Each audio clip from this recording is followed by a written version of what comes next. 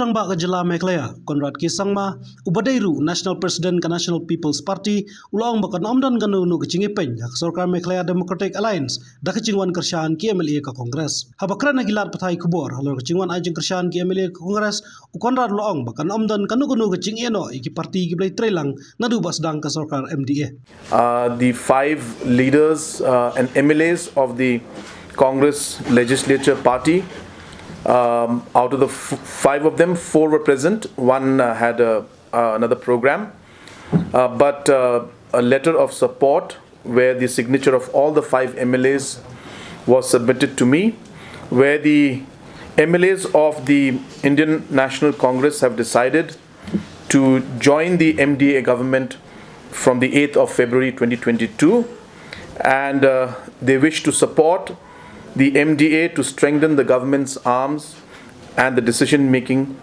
so as to ensure that their joint efforts will take the state forward in the general interest of its citizens. I welcome the CLP MLAs of the Congress Legislative Party into the MDA, and I thank them for the support that they are offering to the government, and we are happy to accept their support. I have communicated that to them.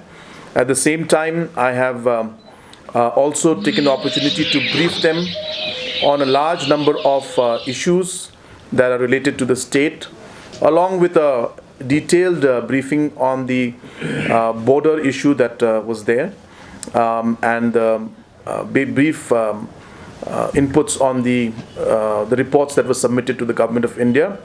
I had already intended to meet all the different stakeholders in this regard, as many as possible. I may not be able to meet all, and give them a brief report on the report that was submitted on the border issue.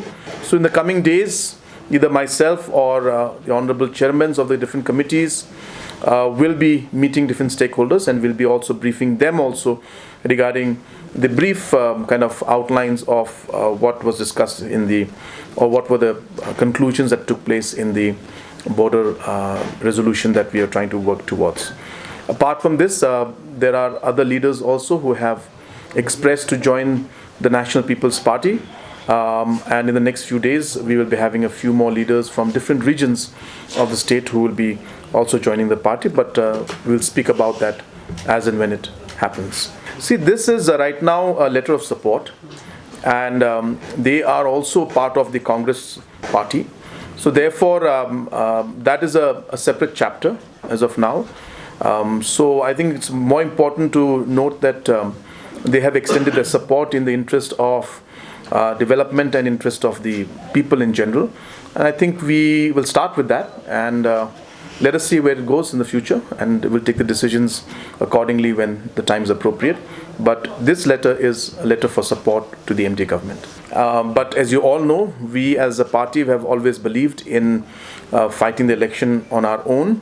But of course, the coalitions have, in this last 5 years, we have worked very closely with our coalition partners, and we have been through a lot of difficult situations together, and we have faced the storms together, and therefore the trust that we have built during this last 4 years, I should say, is tremendous. And therefore, obviously, there is a sense of respect that we have for each other, and we will discuss and see what path to take in the future. So we have not made a decision on that yet, but yes, we share a very warm and very trustful relationship with our coalition partners, and we will see as time comes on the pre-poll alliance. So I think it's one has to realize that in politics, as we all say, there is no permanent friend, no permanent enemy. We are here to really see ultimately all political parties, whichever party they belong to. We always are there to see that we see the people's interest. And therefore, based on the conditions or the reasons that the Congress MLAs have put, that they want to come in for the interest of the people. So therefore, when our interests align, then definitely we are also happy to work with them. Those are political differences that are there at the party level. But when it comes to the state, I'm happy if we can work unitedly. I mean, that's something that we cannot say right now. The elections have not even been held. So we'll have to wait and see what happens in the situation as an election comes in.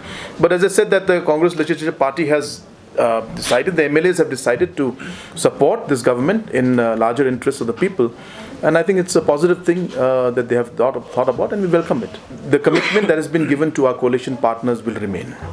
There is no question of compromising on what we have already committed to our partners. So if we are not compromising or not affecting the commitments that are given to them, I personally feel there should not be an issue in this. And it is not that we are here to use this situation in our advantage and start to sideline the coalition partners. That will never happen. That is not the kind of principle that we follow. We always remember the people who were with us during the difficult times, and we will continue to appreciate their support to us and ensure that we don't break our commitments made to them. So therefore, the joining or the support of the Congress Legislative Party is a separate issue which will not affect the relationship with our coalition partners.